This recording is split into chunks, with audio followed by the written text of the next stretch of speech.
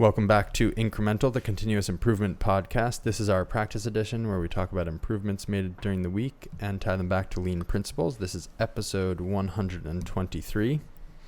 I am Uriel Eisen of Austere Manufacturing and Arta Cards. And I'm Devin Bedoni of Like and Precision. And our quote, "Are you too busy for improvement? Frequently, I am rebuffed by people who say they are too busy and have no time for such activities. I make it a point to respond by telling people, look, you'll stop being busy either when you die or when the company goes bankrupt." Shiji Shingo. Never one to mince words. No, I wonder. He sounds like it might have been extremely abrasive. Oh, yeah. But maybe I'm wrong. That's my assumption. Yeah. Yeah. I know Ono was kind of known for being Abrasive. Yeah. Especially for the Japanese culture. Yeah. I mean, you and I have talked about this on the podcast, I think, but it just really reminds me of like martial arts sensei sort of like approach where it's just kind of like, you don't want to get hit, get out of the way. Right. I'm going to keep hitting you. Yeah. You're like, fuck. Yeah. I think it's good. I think, so we've been running into some of this with selling Arta where people are like, and you're kind of like, why? Like, you don't think you're wasting a ton of company time.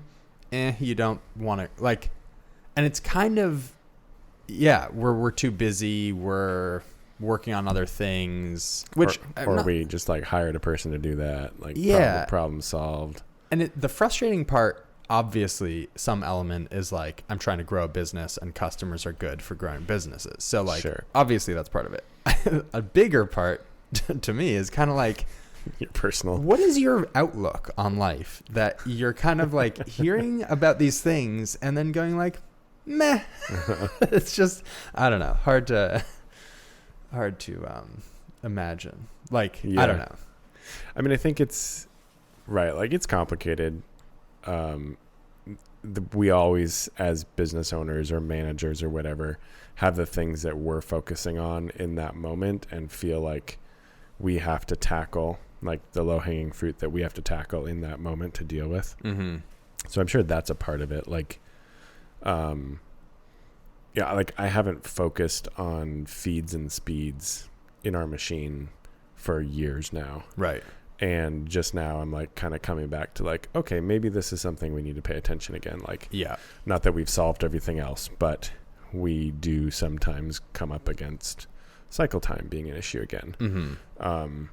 We've gotten pretty good at setups and getting things on the machine, and then then we actually should get them off the machine again. not that we do a terrible job, but I've definitely like backed off pushing that stuff. Yeah. And so I think like if 6 months ago someone had come to me and been like, I'm going to sell you all these tools that are going to increase your feeds by 30%, I would have been like, meh. Right. You know, but that is important. Yes. Coming back to it. Yeah. I think coming back to it, I totally understand that people have a ton on their plate and like in no way. Yeah, I totally get it. I think more it's like, if you were like, well, actually we're focused more on all these other aspects. It's like, okay, that's annoying to me as a salesperson, but it sounds like your head's in the right spot, right? Right. But most of the time it's people just kind of, no, we're committed to like banging our heads against the wall. You're like, okay, cool. Well, I guess you need to reframe it as a neck support or something. Yeah, I think there's some framing, but I think back to the quote. I see this hole in your wall. We have got from your head. we have a fix for that hole. Yeah. This will let you truly smash your head against that wall and break through for the first time. But back to that quote, I think it's nice to have a that is how you'll get not busy. The other way to get not busy, actually, as it turns out, is improvement. Which I was surprised wasn't on his list. You know, when I first read the quote, that's where I thought he was going. Well, I think it might be a little bit like in cycling, they say it never gets easier. You just go faster.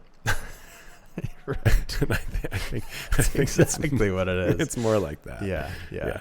You will never not be busy. So funny. I like that. You're just doing more. Right. also true about cycling. No, that's awesome. I really like that. No, that's exactly what it's like. Yeah. Building a business. I may have talked about this analogy on the pod before, but if you're into backpacking and you want to reduce the weight of your pack, at some point you have to go through and be like, this could be a gram lighter. And when you tell someone that, they're like, what the hell are you talking about? Right. It's a gram. Like, don't sweat it. But the fact is, until you look in your pack and discover that there isn't a huge brick at the bottom of your pack that you're like, oh, I don't need this brick. Take it out. Now my pack's a lot lighter. Well, yeah.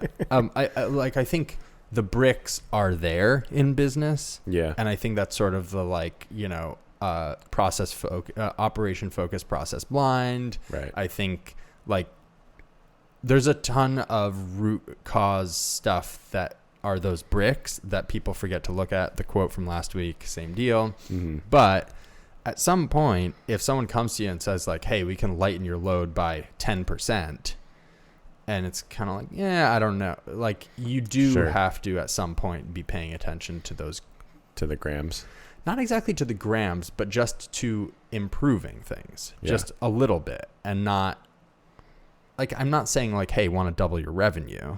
Right. And so I think people are tend to be a little more focused on looking for big things. Yeah. And I think the cool thing about these books is the little things are the big things, and they have those results. They have huge results, right, with little actions. I don't know. Yeah, it's really true. Yeah, but I would have loved to meet Shigeo Shingo, had him say some of these things to me. Have him smack you in the face with some some unpleasant wisdom. What was his other quote? A constant barrage of the question why is the only way to... I forget. Yeah. Wow. Sounds like a real joy to have around. Relax. Yeah, anyway. Some improvements? Yeah, I'll launch us. We added a status indicator light to the M300. We did that to all of our other machines a year ago, and had totally just taken it for granted. And then as soon as we had a machine with that one, we were like, oh, those are actually really important, very helpful. Awesome. So yeah, and we, as part of that, attempted to... Is it hard? No, not fundamentally. Because I'm realizing I have the lights taking up space, and I don't have one on my machine. Oh, I should gotcha. absolutely put it on. It's not hard. It's not, so we attempted to document it because last time it was not documented. That person left the company. So I actually need to go check and see what the documentation was. But because I'm sure this will not be the last time that we do this. So no, if anybody's about to do it, some words of wisdom are make sure you get a stranded cable. We initially tried to use Cat5 cable with solid wire. Yeah. And in attempting to make all those connections, the wire has a tendency to fatigue and crack. Mm-hmm. So what did we end up using? I think I have signal wire. We use that's signal 26 wire. Gauge or something like that. 22. Sounds right. Yeah. Okay. Other than that, it was just sort of trial and error. Run it, see which light turns on. There is a pinout. Gotcha. And it's in the manual or something? I think so. Yeah, it's just kind of correlating it to what the pinout on the actual light is. Gotcha. Yeah, because it's not... Give that a look. Probably if you get their light, from Brother, I'm sure it's just literally plug it in. Right. We got some one would hope generic Amazon lights that... Gotcha. Yeah. Nice. Yeah. Okay, this is a dumb one, but I started using a cord pouch for all my chargers and cords instead of just tucking them into my backpack. Yeah. That's really two things. It's sped up my setup and breakdown of when I arrive somewhere to do some work. Oh. So that's been one. And then the second piece of it is just having what I need all the time. Yeah. And there's just a place for everything to live. And I can kind of look through it and go oh, where is my, USB-C to USB-C cable? Anyway, it's a little thing, but every day I enjoy it. So yeah.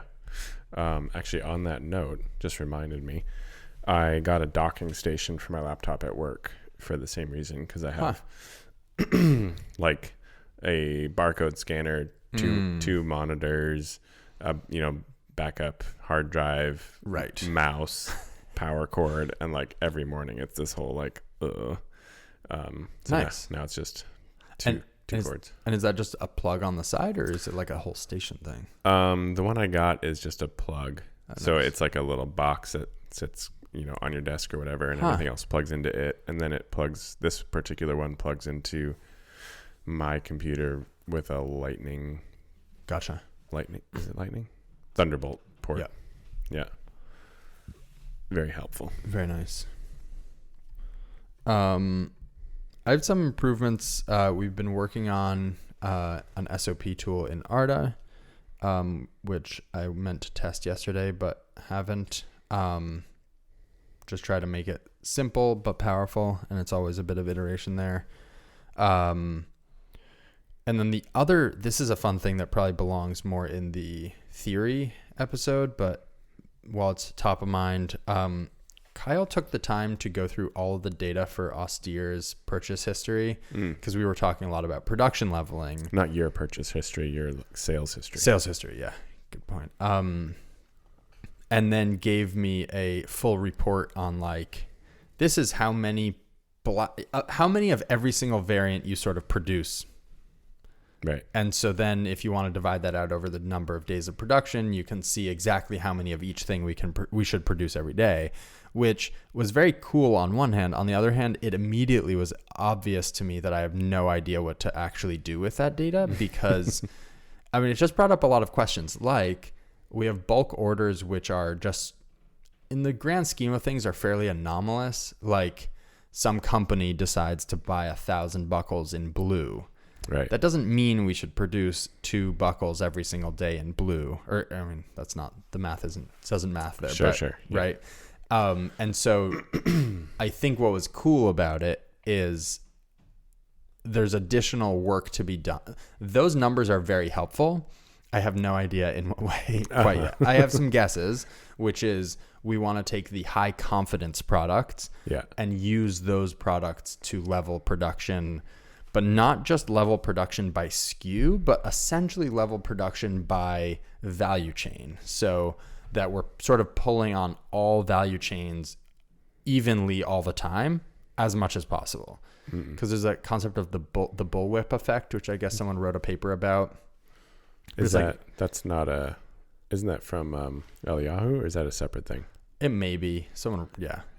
He talks about it. But basically variations in your demand as they move their way back up your supply chain, those variations become massive. Magnified. Yeah. With all the lag times of everything and batching and so that was kind of a fun exercise. Yeah. It's like, oh, could we get this data? And it's like, yep, here's the data. And then you're like, oh boy. I have no idea what to do with that. Cool. Yeah, it's almost like you need to separate them out by what their consistency is as well, not just their total averaged. Yeah.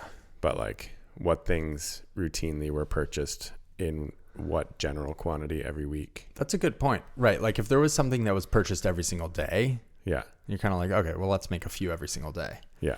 But then if it's sort of a velocity thing again, right? A velocity across what sample rate, kind of, right? Like a weekly velocity or a monthly velocity. Yeah. Like what you have right now is the annual velocity, which doesn't tell you much about what you need to do daily. And I think the derivative of the velocity, I don't know what that would be, but like we would also be concerned with the change of velocity sample to sample. So like if every week the consumption was the same, then you're kind of like, okay, we can with confidence say that next week, some degree of confidence will be similar. I don't know. It's almost like you just need to separate out bulk orders completely. I think that's one approach, and we can totally do that. I think we're going to have to try some stuff and figure out what works the best.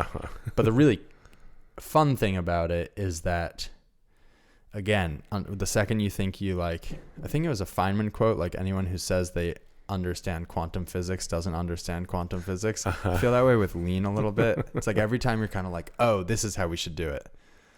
Then I read more and I'm like, maybe we need to hold inventory. Yeah. Anyway. Super key. We added an Airtable view for work orders that require a vendor response before we can proceed. Ooh, smart. On the note of last episode's like digital versus physical divide. Yeah.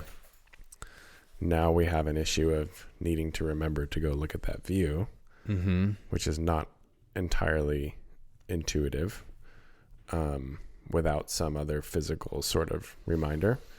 So that's a curious thing where it's like, it's there, but rather, I hear a lot of, I mean, you've mentioned creating these different views for like things that need expedite, or I forget what the ones were, or things sorted by date.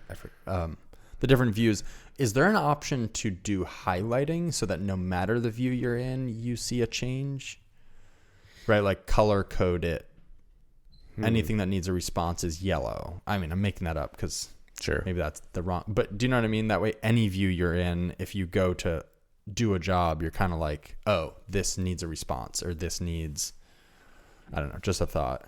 Yeah, there's definitely a way. I would need to think through the details. Not important right now, but yeah, probably making more of an all-inclusive view. Oh, that's a good point. You could also have a view that breaks it out by category, and it's your one view to rule them all. Something like that. I don't know.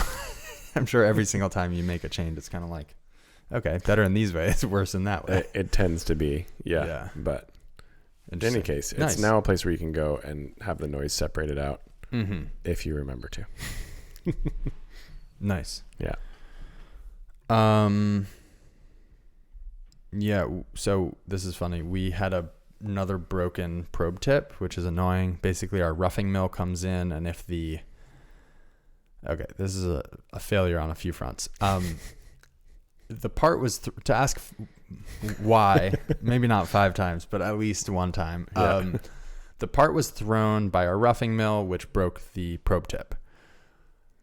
Just happenstance. It happens Every to fly now in and the then, right direction. It's probably the second or third time it's happened. In 3 years. Yeah, 3 years, 4 years. Which is annoying. It threw the part because the vise didn't close quickly enough, and between that and the machine moving quickly, if the vise closes too slowly, it can end up in a different position than it's meant to, or not gripped at all. That moved. The vise was moving too slowly because it needed grease, which really brings us back to the Kamishi by board concept. So anyway, big circle there. But the funniest part is with the broken tip, I then ran the next program because, stop and fix is for losers. For very legitimate reasons that I won't discuss here. No, they probably weren't. Anyway, that's what I did. The funniest part is it always probes the flip station at the beginning of every cycle to make sure it's set right, so we don't crash one gripper into the other gripper. No, to make sure the fingers are set in the correct position. The way I did it is but with a protected move, which basically is like, hey, move here and stop if you hit anything. And so if they're in the right position, it doesn't hit anything. The way it also doesn't hit anything is if you just break the probe tip off. And so it's just funny to see like a sort of, what would that be? Like a double failure. Yeah, it's like a reliability check with a huge gaping hole in its reliability. Like now it passes the test if you break the probe. Anyway, so this is why like e-stops are designed where like if it loses power, it e-stops the machine, rather than if it gains power, it e-stops the machine. Because like if a line gets pinched, or like the failure mode, it fails FMEA, closed. failure mode and effect analysis. So the failure mode of break the tip off the probe so it can no longer sense. Now it passes the anyway, that just made me chuckle. It's a good one. There was no improvement there, so it actually doesn't belong in this episode. I just wanted to share it. The improvement is that you realize how you failed. Yeah. We added through spindle coolant to our third mill. Okay. I think I've talked about this, but we sold a machine, got a machine, and the process of reshuffling jobs that we used to run on the machine that we sold was a real eye-opener. Post that, we installed through spindle coolant on one of our other machines. The new machine came with it, and then pretty immediately it was like, oh, we have this other job to run on our third machine, but we can't run it on that because it doesn't have through spindle coolant. So we just decided to bite the bullet and get it installed immediately, so we would have standardization. From Brother?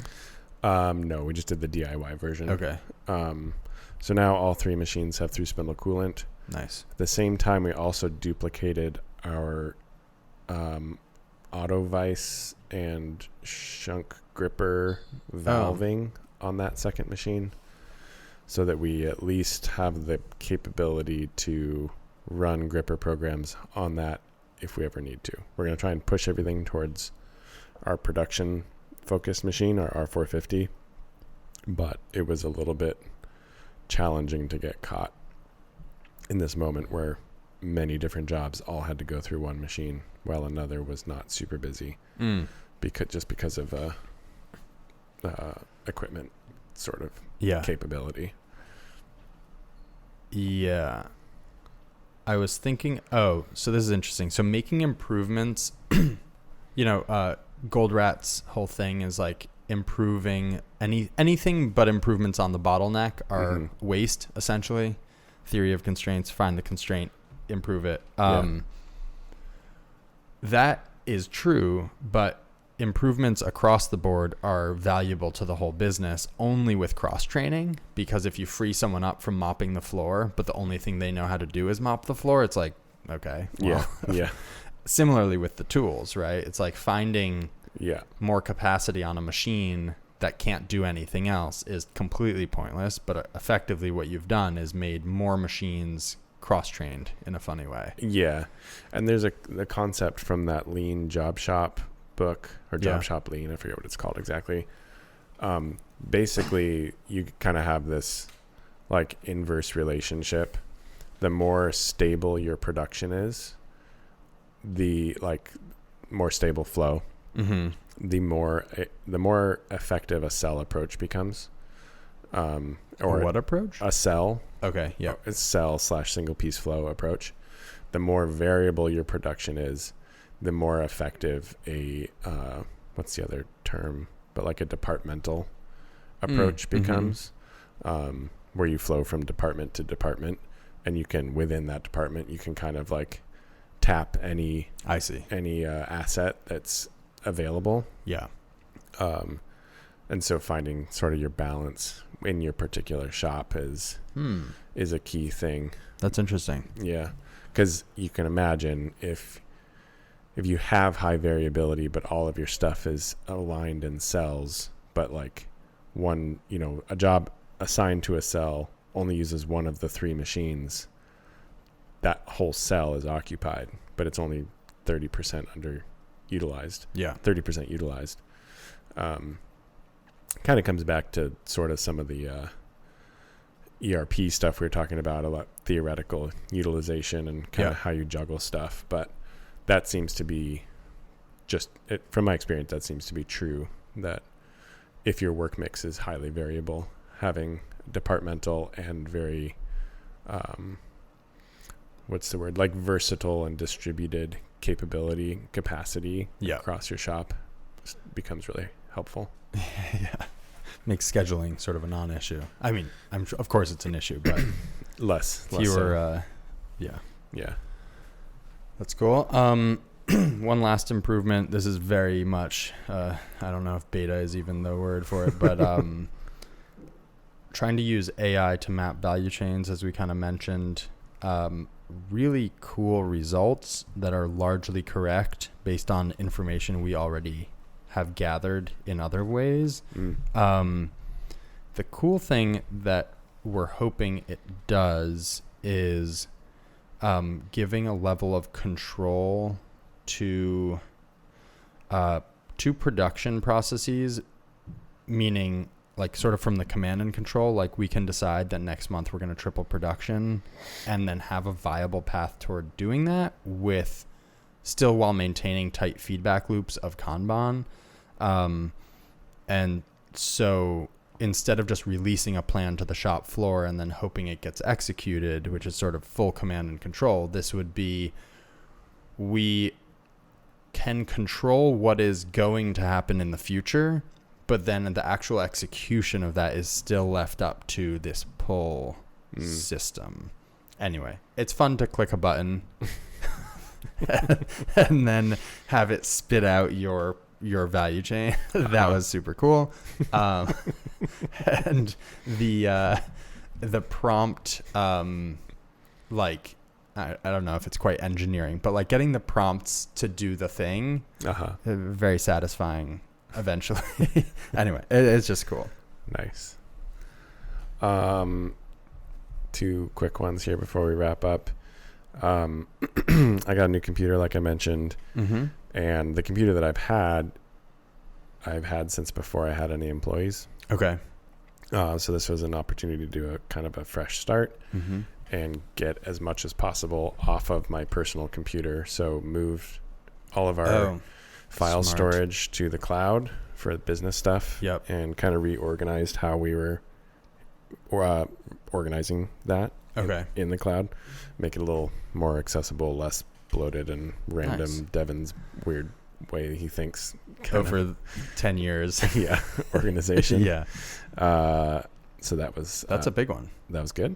Yep. Wow. And then last week we had a little bit of downtime, thank God, and did a bunch of testing on the M300 5-axis mill to get it cutting in full 5 simultaneous mode. Okay. One thing with all of these machines is like the machine can do a thing. Telling it how to do the thing is always the trick.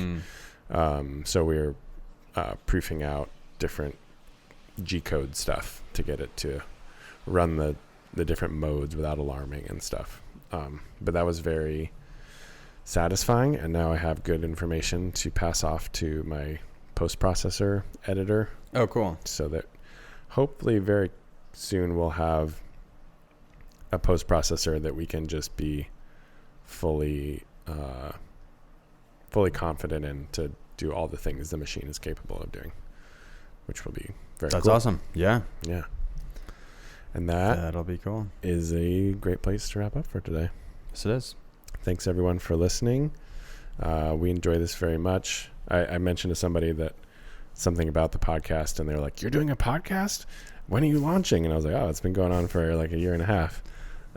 It's been super impactful for the business, and I think it has, which is very cool. So thank you all for being an audience to hold us accountable to the weird thoughts and dreams that we have, and actually turning them into some sort of reality. And love to hear the response, and so stoked for everybody who's having similar impact, hopefully, in their businesses out there.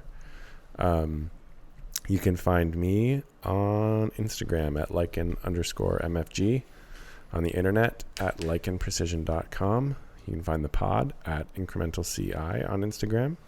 And you can find me at austeremanufacturing.com and austere_manufacturing on Instagram. You can find Arda at www.arda.cards and just arda.cards on Instagram. And we'll be back next week.